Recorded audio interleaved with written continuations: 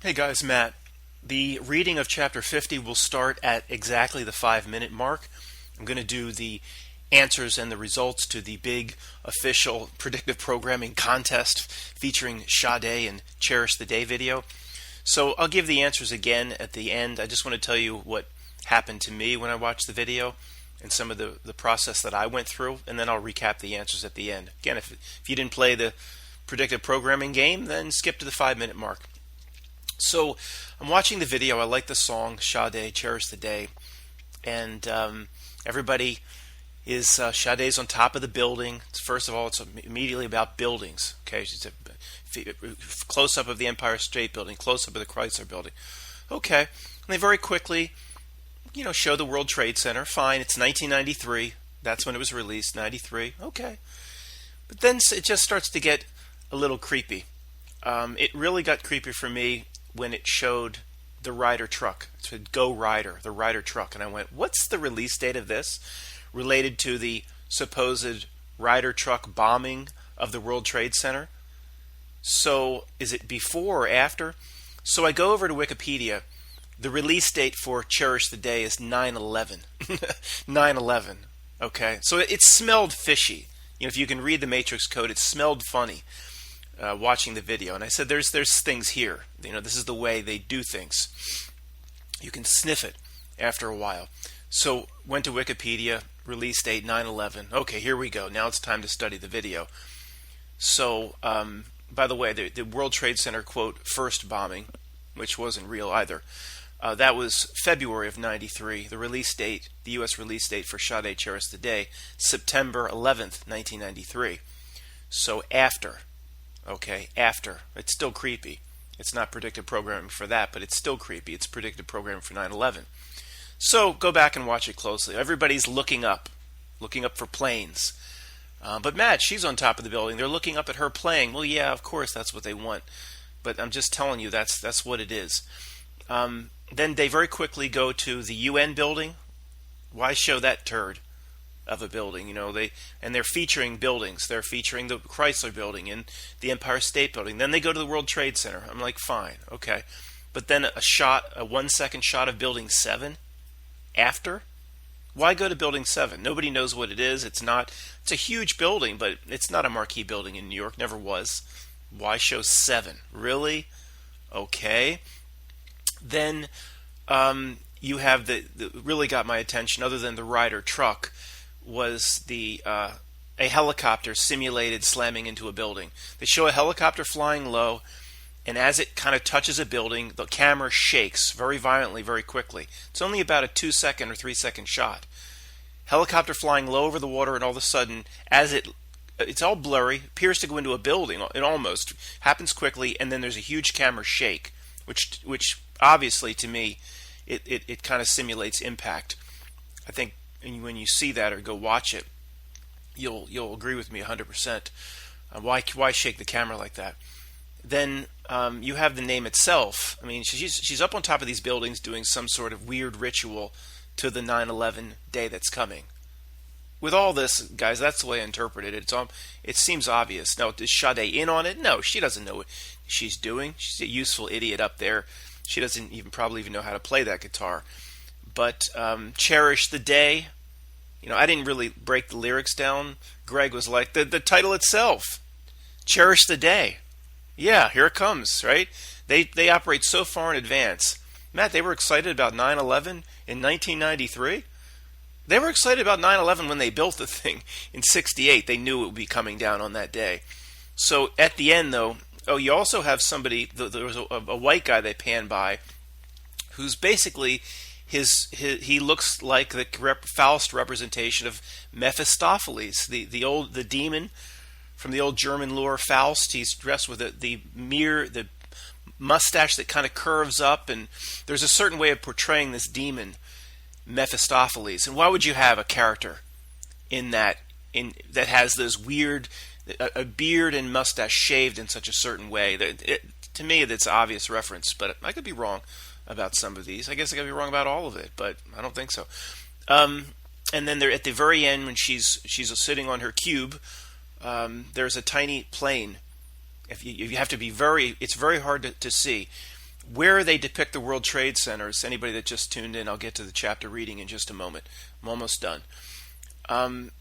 Where they depict the World Trade Centers in the distance, it appears she's facing the same way at the end, playing her guitar as it fades out, and there's a little tiny, way in the distance plane that goes along the horizon in the same fashion that supposedly the United Airlines flight hit the South Tower. You have to look for it very closely. That's 10 things. If you got 5 of the 10, you're pretty good Jedi at reading the Matrix code, because it took me several views to get all of that, and I've been doing this a long time. Thanks. The prologue to chapter 50, I'm doing all the camps, all the divide and conquer camps.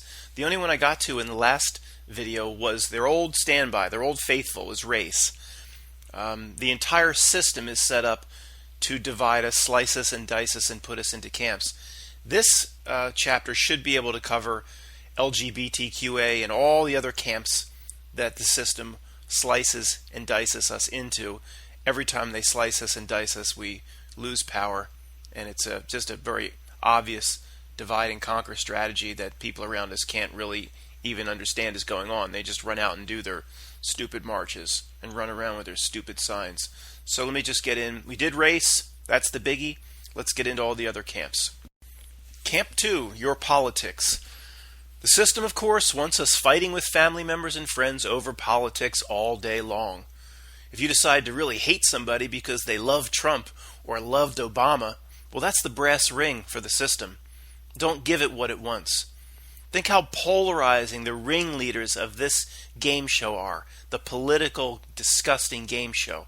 These disgusting animal farmers and ringleaders like Rachel Maddow, Bill O'Reilly, what he's off doing nowadays.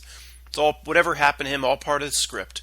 Glenn Beck, Bill Maher, Alex Jones, Stephen Colbert. Is there anybody more obnoxious on the face of the earth than Stephen Colbert? Don Lemon, Ed Schultz, Lawrence O'Donnell, Chris Matthews is, People quickly assign themselves into camps on any of these individuals even. They either love each of these creatures or they hate their guts. See, there is little or no in between. You're with these people or you hate them. Now, do you think it's just a coincidence that these people are so massively polarizing and unlikable to the other side, that list of creatures that I just read out? I used to, 10 years ago, love Glenn Beck, and I'd defend him against my uncle. Why don't you like Glenn Beck? I was doing exactly what the system wanted me to do. And people listening to this they can't fathom that I actually, in my past, made mistakes like this. Of course I did. We've all, Matt, you used to do this or that, and then they use it against me. Well, yeah, it's been a growing process for all of us. I come out of the womb knowing, going through this process, knowing what I know now. In the past, though, I remember looking at Bill Maher, that little rat, and thinking, I truly hate this person, to the literal definition. I fantasized about a concentration camp just for him. Well, not really, but I would have been fine with him going off to his own. For some reason, Lawrence O'Donnell enrages me too. Still does to a degree, but I know that's what the system wants me to do. Ed Schultz is a despicable creature to conservatives. I understand now this is all by design. The emotional response to these figures is created inside me, but fostered by the system. And I, and all of us at one point, took the bait. Our friends and family around us still take the bait. How do you think a snide little rat like Bill Maher could get a job on HBO? He's not funny. He's not very smart. He would have trouble getting 30 minutes a week on a public access cable channel, channel 4000, that nobody even goes up to, just after the porn channels. Even if he was paying for the airtime himself, he couldn't get on. He's there because those who resonate with his warped ideas will love him for those warped ideas, and those who do not will really despise him. He's there to polarize and create divide, nothing more. The more people hate him, the more the system wins. Of course, those who watch him are learning from him to hate other groups. If anything about this system was real and not a fake construct, why would there only be two parties and never any others since 1776? Now, I know, it's two parties of one system. I'm well aware it's one world system. But just go with this for the section. because you can't jump to the final page of the book if you ever talk to anybody around you about this. But they might be able to see this strange anomaly. Even the biggest of the Walking Dead might be able to kind of see that this doesn't make sense. So just go with the two-party thing for now. Now, yeah, again, I know two parties is basically the NFC and the AFC inside of one NFL. If anything about politics was real, there wouldn't be just two parties. And again, I'm well aware how the Republicans replaced the Federalists in 1800. So the F what? I don't care what you call the parties. The Transformers Party, the Puff the Magic Dragon Party, it doesn't matter. The point is, it's two and only two of any significance forever. Again, I know about all the little parties. How is it possible there's only two parties if anything was real? Again, don't talk to me about the Green Party or the Libertarians and all that other nonsense, Constitutional Party. These tiny little parties run around and create or foster the illusion of choice. They're not for real. Gary Johnson, who the Libertarians actually nominated for president, is almost retarded. He is. And he was their representative for president. Talking a bit about, there's a chance that these are simply little pawns constructed by the Republicans and Democrats, and there's nothing real about them. But that's not really relevant to this chapter. Regarding the little tiny parties, is all-powerful Don Corleone going to get all bent out of shape if two kids on a street corner of his are selling a few stolen boxes of cigarettes? They're of no threat to him. If they started moving crates of tobacco in Mack trucks, then Don Corleone would go and pay them a visit, wouldn't he? They most likely then would to choose to work for Don Corleone versus the alternative he offers, cement shoe modeling. Now that would be the best case scenario for the Constitution Party and the Libertarian Party and Green and all the other tiny little political parties that nobody gives a shit about. Continuing the example, I assume these tiny parties are actually real right now, and that Don Corleone pays them no mind because they're of no threat to them. But it's certainly possible the Green Party and all the other Oompa Loompas are 100% fabrications of the system in the first place, put there just to make people think that freedom exists. And when I wrote this, I was a little bit on the fence. Now it's more clear to me that these are constructed fabrications, the small parties. They're never trying to get more than a tiny little percentage of the vote, or they wouldn't put up literal retards like Gary Johnson. Who on the street around us, and they all do, but who could possibly believe there are two parties, Republican and Democrat, at odds with each other at this point? Are you kidding? Nothing ever changes, no matter who gets elected. There's one control system. The man on the street is not ready to admit that. However, even the common fruit peddler should find it odd that in over 2 centuries of politics, 1,000 billionaires have come and gone, or thousands. I don't know how many. Many, many, many super rich people. And all we have is the same two parties. How? Not one billionaire, or the 1800s equivalent of today's like Warren Buffett, ever became sick of politics like we all are, and they never would have left the equivalent of like a $200 million endowment to start a new political party? Of course somebody would have done that over the years. T. Boone Pickens thought it was better to leave the same amount to Oklahoma State for a new football stadium. Thanks, T-Boone, T-Bone, or whatever your name is, T-Boner, for your contribution to humanity. We really appreciate it. That football stadium in Oklahoma State's great. Instead of trying to start a political party, you're helping the people. Way to go, T-Boner. People like T-Boone are not interested in a new party or anything that helps the people. Anything that would help real liberty or lower tax or removing government spying on people, or restoring the Bill of Rights, or ending war, or closing 40 overseas military bases, which would save enough money to house the homeless in every single state. No, a party like that wouldn't be popular with anybody, would it? Now, T-Bone wasn't interested because he is a system insider himself. Even if T-Bone wanted to start a new party, the point is, it would not have even been allowed by Don Corleone and the 5 families.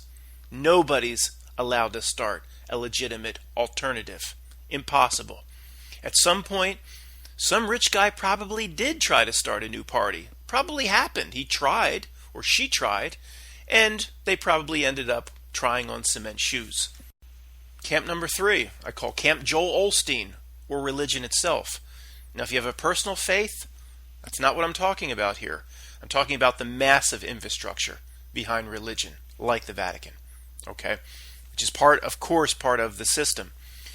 The system wants Christians hating Muslims and Muslims to hate Christians and Jews. Could anything be more obvious? Everybody seems to hate Jews, and the Jews think they're superior to everybody else. No doubt, the Hindus are the smartest group, no doubt, because they kind of hide out and don't get in people's face. Much of the terrorism narrative associated with Muslims is just a massive cooked-up story the news media fabricated over the last 30 years. Yes, some of the terrorism was real.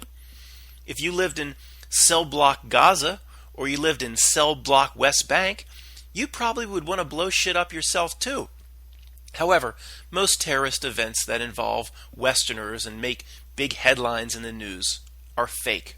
It's that simple. Most of the ones that make that cover of the New York Times over the last 30 years, fake.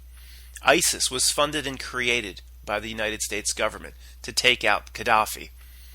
Now, simply deny the system and never ever join any of these camps.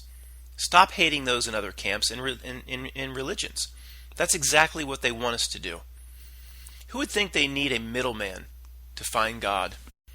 Divide and conquer camp number 4. Welcome to Camp Abortion. This is the camp depicted at the beginning of The Parent Trap, where I think Hallie met Annie. The system has created the explosive abortion debate in a precise way so people hate each other over it.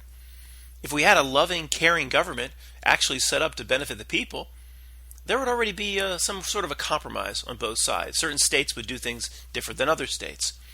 Now, of course, I understand what pro-life people are screaming at me right now. What the F, Matt? A compromise? Regarding the slaughter of the unborn, a compromise? Did you really just say that? I'll say back to them or to you, really, pro-life? You've had no wins in 40 years. Basically none. If you want to be stubborn about it, waiting for it to go all your way, because it's eventually going to go all your way, right, in this sick system that worships death, you'll be waiting for the rest of your life while millions more are killed. All I'm saying is I generally agree with you.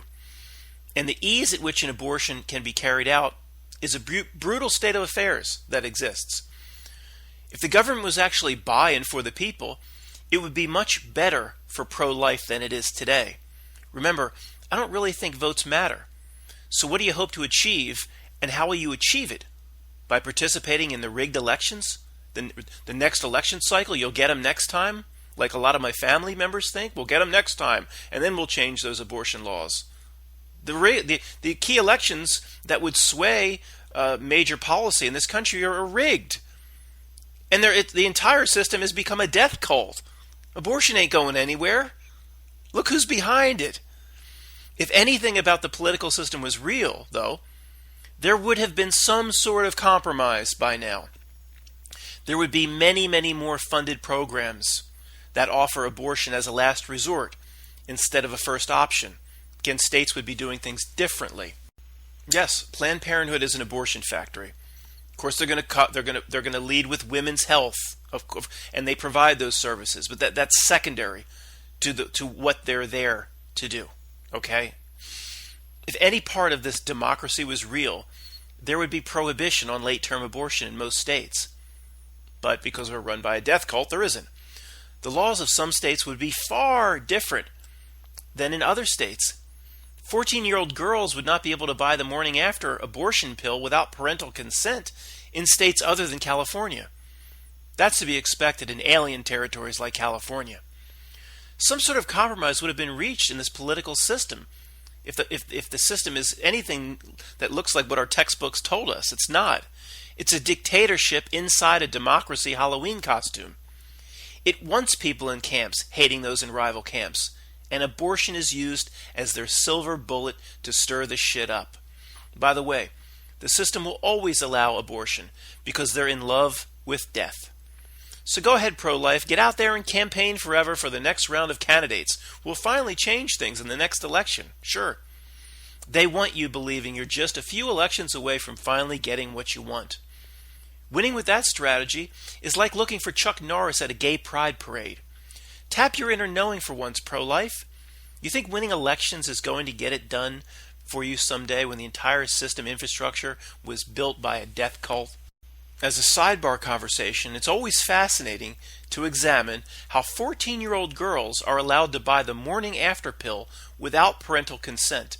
It's just one more thing that exposes the entire system we live in is fake and is controlled in places and areas that we don't realize. Well, we do.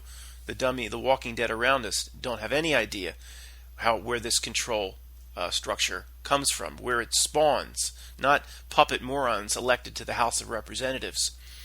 Really think about what I just said. 14-year-old girls allowed to get the morning after pill without parental consent. How did that ever get into law, if anything is real? What I mean is, who rallied thousands of people to call their congressman for that? Were there walks and were there marches to make sure the 14-year-olds can screw in the backseat of cars and then be confident that they have a solution to flush their baby in the morning? In other words, nobody asked for that. Nobody asked for that outside of a few fringe lunatic groups. And aren't politicians supposed to be concerned with the largest voting groups? Isn't their main concern just being reelected? So when something this offensive just shows up, it's a tremendous reveal that the system is dictating to us and not the other way around. It's coming down on our head, not from the grass up. Nothing is coming by the people, for the people. Think tanks are planning your life and shoving these sick ideas and societal constructs down our throats. Their last step to implementation is the most delicate, but it has recently become easy, much more easier to do. It should be the most delicate, but now it's easy for them to convince you that you and the rest of the people around you wanted it in the first place. 100 nonsensical pronouns that were by law now need to be used in New York and other states. The genderless pronouns like ear, peer, z, or whatever they are. They'll just say, we're just giving people what they want. We're just civil servants. You asked for that. There are other fascinating case studies that show the whole system is fake. So let me just do two more examples. The first is Bruce Gender, which I think he's back to being a man. I mean, like, that doesn't prove everything we said 3 years ago about the whole thing was fake. But let me just continue reading. I have to amend my book. Thanks, Bruce, for now you're using your ding-a-ling again. Apparently you always did, but I've got to amend my book because of your ass. Now, regarding Bruce, the laws were being changed all over the country in favor of this transgender tidal wave before the ink was even dry on Bruce Gender's new legal name. If things were real, transgender advocates would have needed to lobby for years before politicians would start making new laws. You know, the ones that allow a hairy man in a dress to sit next to your daughter in a woman's room, just by saying, he identifies as a woman. These laws regarding who can use what restroom, they exist all over now. Any man can basically walk in to a woman's room. Don't try it in your state. But I believe this is now the case in most states. Now, these law changes were significant. In New York State, if you as an employer owning, say, an Applebee's, for example, you decided to use the term she, but she legally prefers z or ear or one of 100 other pronouns that have no relationship whatsoever to the English language, then that person could be fined or shut down. In New York, if your employee wanted to be legally classified as a real term, legal classification, gender bender, or even gender blender, two completely legal terms for New York State, gender bender and gender blender. And the person pushed, that needs to be my legal classification. And the employer's like, I don't know what that means. I'm just calling it her, she, and they didn't comply. It's a $250,000 fine. It's not a joke. It's all true. New York law. Here's the point that exposes the system, and it's all fake.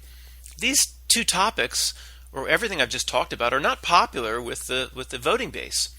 Do your own Gallup polling in the park sometime. It'll be about 70% against if you phrase it for what it really is. Are you for allowing a man or somebody that appears to be a man to walk in and use a woman's room that your daughter may be in? Phrase it like that. 70% will generally be against it. So why did the politicians do it? Aren't they supposed to be worried about pleasing the masses so they can get reelected? Because there's one control structure, and everything like this comes down from Mount Olympus on high to us. We're not given the menu to order from ourselves. The rancid food is placed in front of us, and we're then convinced that we ordered it ourselves and that we should love it. At best, sometimes we're handed a menu of 2 foods, and we poor devils are allowed to pick one. Isn't that nice? They let us pick one of the 2 of their favorite foods. If not already obvious, the people decide nothing important. Anybody over age 35 remembers all the bull crap they taught us back in the old school system about how wonderful U.S. civics are, and this wonderful system where we have 50 different laboratories, 50 different states and 50 different laboratories to discover the optimal way to address all kinds of issues and problems. Made sense at the time. We all shook our heads. Yeah, that does. And it does make sense if that's really what they did. They don't do that. I mean, what they do on paper is not what they really do in actuality. So if state number 1 is having a Mitt Romney problem, the other states can avoid that problem and not do things the same way, just as I can no longer make binders full of women. Understand there are topics where Texas and California will never agree, and therefore a best way will never find consensus among the states. That's the system we have, right? California will always want to abort the unborn, no matter how late in the pregnancy. California likely wants to abort the pregnancy if the baby is wrapped in a blanket and laying on the mother's chest. Forget civics class. When we observe what actually happens, how the system actually works is just the opposite. The way of doing almost everything comes down from on high. We know this because in every major important matter, almost every state does things the exact same way. That way came from a Washington, D.C. think tank, and a very sick one at that. Everything important in the past 40 years has been dictated by the Napoleon wedged between Maryland and Virginia. Sure, there are little state differences to make everybody think the wonders of 50 different petri dishes still works to the people's benefit and the system's real. For example, Arizona has a highway where you can go 75 miles per hour, and in Pennsylvania you can't. In Pennsylvania, you can ride a motorcycle without a helmet, where in New Jersey you can't. Isn't all this freedom they give us wonderful? These things exist. It's the illusion of freedom. Because of tiny shit like this, my family still thinks state rights exist. What exists are minor differences people notice to feed the illusion of states' rights. However, in every major area that affects our lives, states are doing the same thing or acting very, very similarly. Even in areas that are still supposedly under the control of the states, like DWI blood alcohol levels. The feds ultimately impose their will. There are 50 states, and every single one has a .08 BAL for drinking and driving. Sure, yeah, go on believing we have 50 different labs to reflect the local people's wishes and concerns. If that was the case, the drinking and driving law in South Carolina would simply read 6-pack. There would be no blowing into a breathalyzer there, ever. In South Carolina, you'd simply be asked to prove you had a 6-pack or less by showing the officer the empties and their associated caps on your floor. Now, I admit, there seems to be major differences in gun ownership and things like carry permits state to state. But to me, this is a completely different situation. The Second Amendment to the Bill of Rights is crystal clear. The right to bear arms shall not be infringed, it says, period. When something is so clear, it's hard for them, it's been hard for them to go around it. Oh, they have. But they probably for just decades say, those bastards, why did they write that Bill of Rights so clear? The right to bear arms shall not be infringed. Well, how the hell do we get around that? Well, they have. Since it's so clear, with no room for misinterpretation, so we thought, states, for the most part, have only been able to restrict gun ownership based on what they figured they could get away with and impose on their people, depending on how big their liberal population was, who hate guns anyway. Simply, California has all kinds of gun laws that are entirely and completely unconstitutional and illegal. Many states have thousands of gun laws that are illegal per the Second Amendment.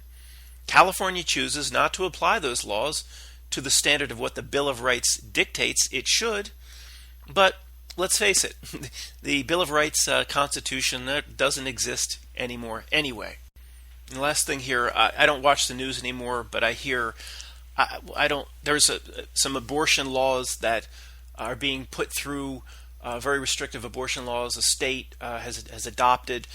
Guys, they have to make the charade look real, okay? Let's see if these abortion laws go in, and then let's see how long they remain in before they're deemed unconstitutional or it goes to the Supreme Court. They have to make the charade look real from time to time, okay? So because one state is moving forward restricting abortion, I forget the state, you know that it's a big news story of the last 3-4 months. I don't care. They have to make it look real. Do I think that's maybe they're actually applying states' rights, but see how quickly or eventually it'll be squashed by the little Napoleon. And they don't care because they every once in a while it has to look real from time to time, or even the dumbest around us will notice something's not right. The next divide and conquer camp woman. Sex or gender is resuscitated every 20 to 30 years to cause division. Sure, women's rights was a big issue over 100 years ago when women couldn't even vote. But all these women marches today, I'm sorry, they make no sense. Men in man caves watching Monday Night Football get news updates at halftime and ask, what the heck's going on? Why are all these women marching, and what are these women's marches even for? Why do politicians keep talking about a war on women? What does that even mean? What's even being fought for? I don't get it. Men in man caves are very confused by all of this. And if I didn't see the blatant divide and conquer, I'd be very confused. Now, there's a Women's Day and a Women's Achievement Museums. There are actors and artists all over the place now making bold statements at the Grammys and at the Oscars about empowering women. Why? What the hell's going on? What's wrong with women? Men are going, why is all this necessary? We don't get it. Sure.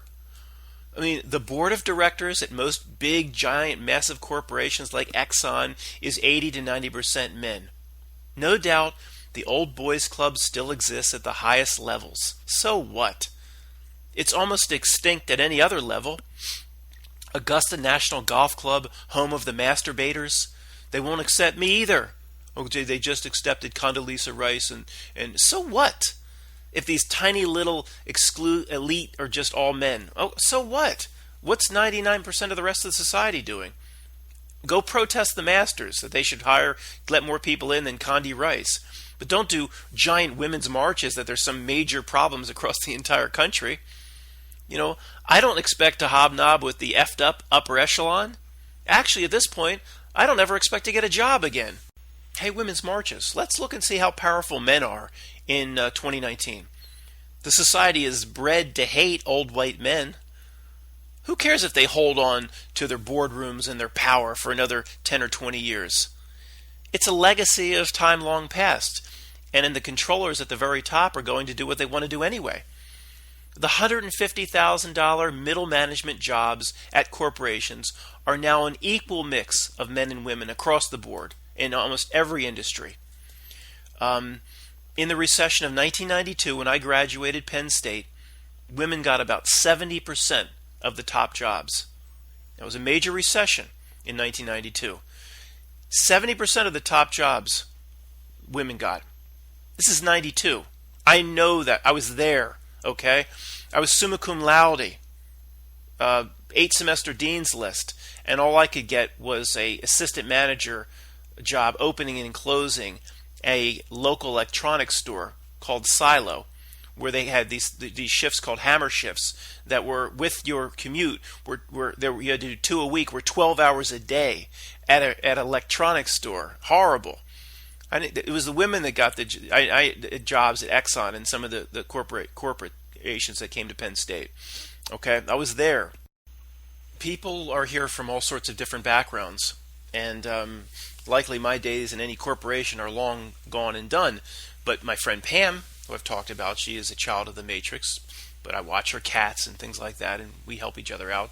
She'll cook food for me because I can't, make a peanut butter sandwich.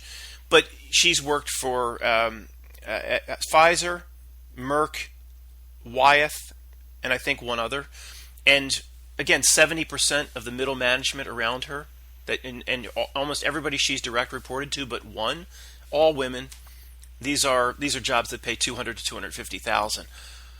Yeah, again, like I said, I'm sure at the top board level, it's still all men. But all this stuff about, men just don't understand where all this women stuff is coming from. It's a fabricated injustice that doesn't exist. They'll latch on to tiny little case examples and make it seem like that's just happening across the entire country. It's all pissed on breadcrumbs laid down by the system to divide and conquer. Why can't people see that all this women's empowerment crap all over television is all by design, and it's doing just the opposite for women? If a group accepts special attention or treatment, the message sent is the group is inferior or needs special help. Again, we just can't comprehend this. A man, a woman, literally, people of my age, it's just everybody's equal. Where is all this shit coming from? Why do women need help at anything? It is totally bizarre. It's like the Special Olympics exists for a reason. As a white man, if I lived in Beijing, China, the last thing in the world I would want is a special white man's appreciation day. So everybody stares at me like some loser, and perhaps they'd encourage the locals to buy me McDonald's on that day while they tell me how appreciated the white devils are in China. Then I walk home from work with 2,000 chicken McNuggets shoved in my bag like Napoleon Dynamite.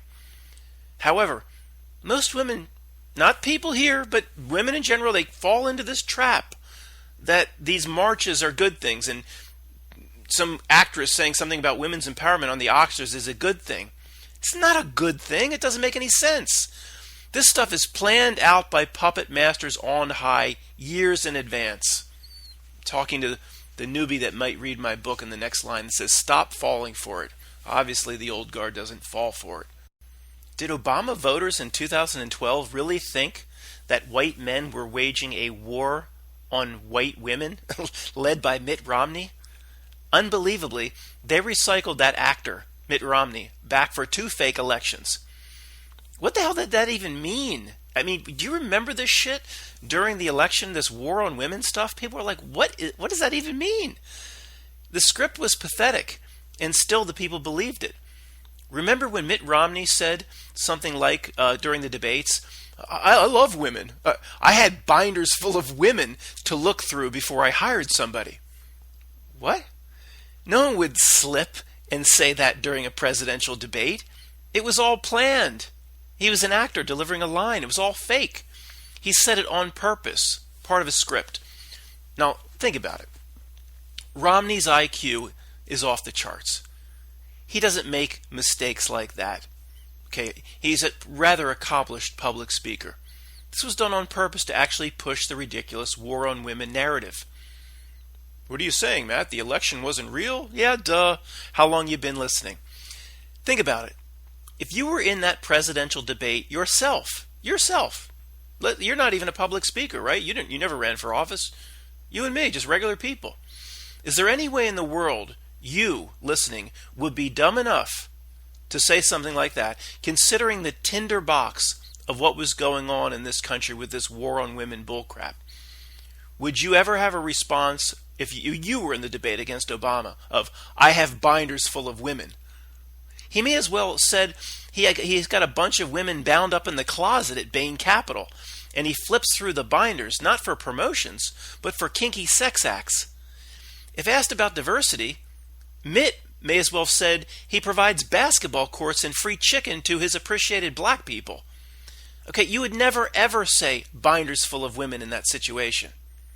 Nobody would make such a mistake.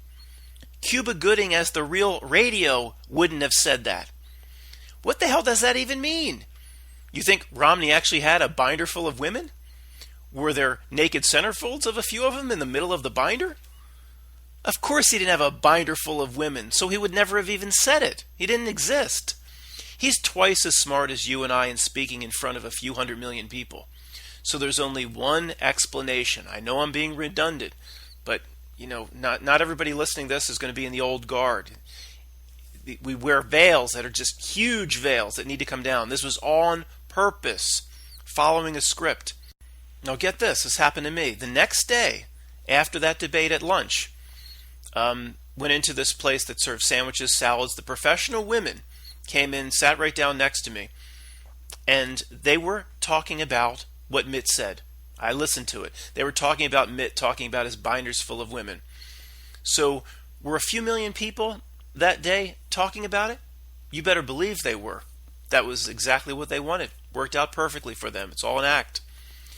Why they need to divide people and have us hate each other, that is what we really need to understand. Next camp is called Camp Gay. As usual, just for speaking the truth, your author will be demonized. You see, truth in certain areas can't be spoken any longer, even if it's true. I have nothing against gay people. Here's my disclaimer. Marry whoever you want. Marry the frog in your backyard or pond. I don't care. When I don't bow down to what society force feeds me, then that's interpreted as bigotry and homophobia. Accepting it is not good enough anymore, just accepting it. You now have to bow down to it and love the gay lifestyle. Soon, if a man is to say publicly that he doesn't want a dick in the ass, that will become the new standard for homophobia. You, sir, you, Matt, I heard you said that you don't want a dick in the ass. I'm not sure we can tolerate that level of intolerance here at the firm, Matt. You might want to seek employment somewhere else. We know the system has been pushing the gay agenda hard, no pun intended, for about 12 years now, 12 to 15 years. Who can't see how cooked up this whole gay thing is? The only thing more unnaturally pushed was the transgender movement, and that's discussed next. Right around 2006 or so, I guess it was, everything became gay everywhere, gay all the time. Every TV sitcom from 2010 through 2016 was gay, gay, gay, gay, gay. He's gay, she's gay, the boss is gay, the dog is gay, broke back. Let's make movies about gay, broke cowboys on a mountain. What's the point of all this homosexual all the time stuff all the time? Once again, people will parrot back the download they've ingested from this matrix. Well, it's about gay rights and fighting discrimination. Really? What rights didn't homosexuals have 10 years ago? The only thing that could be said prior to June 26th, 2015, a day that will live in infamy, June 26, 2015 is legal marriage. And that's all been fixed. Actually, you know how many gay guys absolutely loved the fact that they couldn't get married? Yeah, most of them. Most of them. Okay? I don't know, but millions of heterosexual men were envious of gay men because for decades, they were looking at the homosexuals and saying they don't have to get married because they can't get married. How lucky they are. Do you know how many guys in Brooklyn would have loved to have told their girlfriend, I'd love to get married, hun. Now let me do the New York accent. I'd love to get married, hun, but unfortunately it ain't legal yet. That wasn't very good. 100,000 gay guys lost their excuse overnight and were dragged kicking and screaming to the altar a week after the Supreme Court decision. Wow, aren't you gay guys lucky? Gay guys and girls, whatever. Is lesbian even a word anymore? Are you even allowed to say that? I don't even know all these terms. I'm confused. With legal marriage, the LGBTQA can now experience the same 2-year legal hell of divorce that everybody else can. How wonderful for the gays that they can now enter into another contract with the state. If it's not all by design, then why do gay themes still dominate the airwaves today, although it does seem to be toned down a bit from what it was just after 2010? What's left to fight for? Anybody claiming gay discrimination exists today is out to lunch. Sure, there's always going to be small pockets of people who loathe gay people in Georgia. So what? You'll never get rid of these elements. Some degree of racism is always going to exist. Certain blacks will always hate whites. Certain whites will always hate blacks. So what? In many industries, being gay has become an advantage.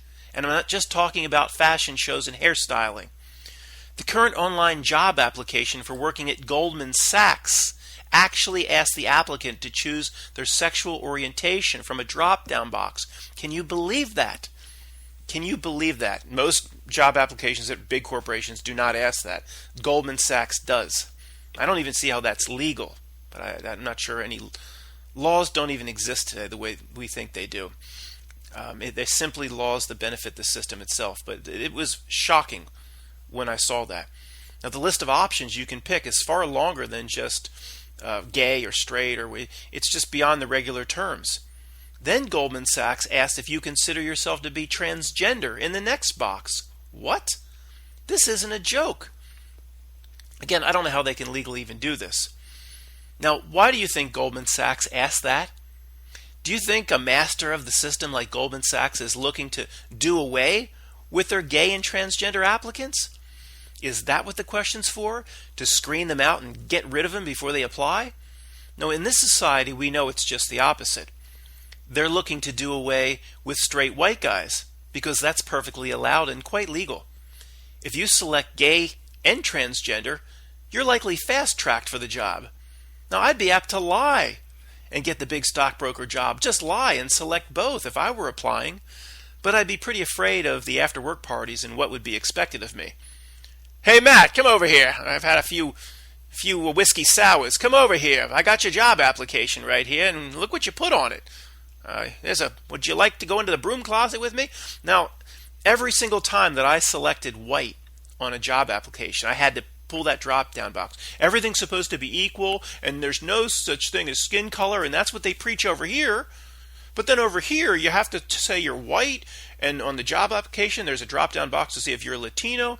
Every time I had to use that drop-down box and said I'm white, and then the next box I selected male, I knew with 100% certainty that through selecting that, I was killing my chances of getting the job. Lo and behold, I didn't realize that the HR bot knew my entire YouTube history, and that was the real reason that I wasn't getting a return call. I was basically labeled as some sort of domestic terrorism for what I do here on YouTube. I know that now, but selecting white male wasn't really helpful. There's not one person, even the dumbed down masses, I think, that would be dumb enough today to actually say that if you select Latino or you select, other than white male, even the dummies today can see that actually helps, and it'll be under the guise of diversity. Give me a break. Getting back to the theme, or remembering the theme of this section, the divide and conquer camps, the reason for such an over-the-top push of homosexuality, the real reason for gay in your face all the time, further divides people into camps. That's all it was about. It has nothing to do with anything else. Diversity or combating discrimination. Those people are out to lunch. Okay, it's the reason the Gay Pride Parade is presented in the manner it is presented in, to divide people. The Pride Parades, what do I mean? Use your common sense. What's a better way to push for gay rights and get national respect, asking for reasonable outcomes? It shouldn't be hard, no pun intended, to decide what approach would work better if you actually wanted to achieve results. And I'm about to present two scenarios. Which ones do the gay community adopt? What do they adopt in these pride parades? What do you think would work better? Scenario 1. Gay Pride Parade 2019. Professionally dressed men and women assemble holding well-thought-out signs and banners of artistic appeal. They walk for a mile on the same day in every major city, and thereafter hold local press conferences to clarify why they're marching. In other words, what's the march all about? They have clear outlined goals. If they're still being discriminated against locally, if they are, they provide a suggested remedy and ask it be adopted. If laws need to change, they propose the solution in a draft statute. If certain politicians or industries are homophobic still, they are intelligently called out. Now, people take notice and are impressed. Later, all the marchers have dinner, which turns into gay mixers. Local business owners are very pleased with the gay pride parades. Everyone's a winner. Even hillbillies who line the back of their pickup truck with trash bags and fill them up with water to create pools in the summer have nothing to really complain about any longer. These hillbillies then turn their attention back to Gamecocks football and, ironically, enjoying men rolling around together on a field. Scenario number 2. Gay Pride Parade 2019. Today's reality. At least in San Francisco, because I've witnessed it. Hundreds of half-naked men in cowboy hats and G-strings frolic along Market Street in San Francisco, intermixed with floats depicting giant penises of papier-mâché. If anybody shows any objection to the giant black and white phallus floats with balls, the G-string army runs up and violently gets in your face. Several point lube guns at you and threaten to fire. There's talk of general discrimination associated with the parade, but there's never any action plans or examples of what they want done. Groups of naked people are allowed to march and jog on the streets while holding hands. Warning, you can't unsee the following image I'm about to construct. But, if you mute for 20 seconds. 50-year-old men with double watermelon guts walking only in sneakers. That's all they got. Only in sneakers. I've seen that myself. A few have capes and sneakers and nothing more to cover their fat rolls. I lived in San Francisco for 3 years. Their little peckers bounce around with each prideful step. Way to go, guys. Yep. That's the way to create a tolerant society. Nice pride parade, guys and gals. Naked Madonna Vogue dancing is not the way to go, LGBTQA. Adding another letter to the end of that is not the way to go. Adding another pronoun is not the way to go. Actually, no matter what scenario, what the heck are they even marching for? Why are you marching? You got everything you wanted, and then some. Gay is overrepresented in media and art today. Gay gets you jobs where straight white men, they're allowed to legally get out. So get some real pride and adorn a blue blazer and some slacks for your next march. Or at least the band, the guys that run in with their double watermelon guts and want to jog naked with just sneakers. Keep those guys out if you want respect. Remember the purpose of this section. The system creates camps who hate each other. The gay population has played right into what the system wants. The next camp is called Camp Bruce Gender. Now, before I begin, I acknowledge there's a small group of people in this country, they do struggle with their gender identity. It is real. But I'm sorry, the system has latched onto the predicament and has adulterated it to the 10th power, has used it for their own means. No doubt about it. Because of that, I must go balls out in this section. Not to attack the struggle of those with gender identity issues, but to fight the system itself. Sorry. I'm not pulling any punches here. Identifying the system itself is more important. Sorry, Gigi ain't gorgeous. Gigi is a mutilated egomaniac who had his or her nose broken to get more YouTube subscribers. In 2015, the cultural puppet masters pushed transgender down on the United States from Mount Olympus. Maybe it started in 2014. Even this far into the book, I'm sure there are still a few people that find that statement ridiculous, that it was pushed down onto us. Okay, let's turn on the common sense meter and engine and play out the scenario of what happened. See if reality registers with anybody's common sense. An old, washed-up Olympic athlete nobody had even thought about in 30 years decides he wants to be a woman. He doesn't get it chopped off, and he just starts wearing women's clothing after a few rounds of hormone shots. He gets very good at tucking up his package. Now, who would give a shit about that? No one would give a shit about that. It may have made like the fourth page in the back of the National Enquirer behind Chelsea Clinton's alien baby. However, society was shown by the media puppet masters that this Bruce Gender thing is the biggest event of all time. So people believed it was the biggest event of all time. The media masters put Bruce Gender on the cover of just about every magazine and even shoved him or her into parts of society where he or she, whatever, did not belong. Like ESPN. Well, what's wrong with that, you intolerant ass? Are you excluding transgender from sports? Look, some things just don't go together.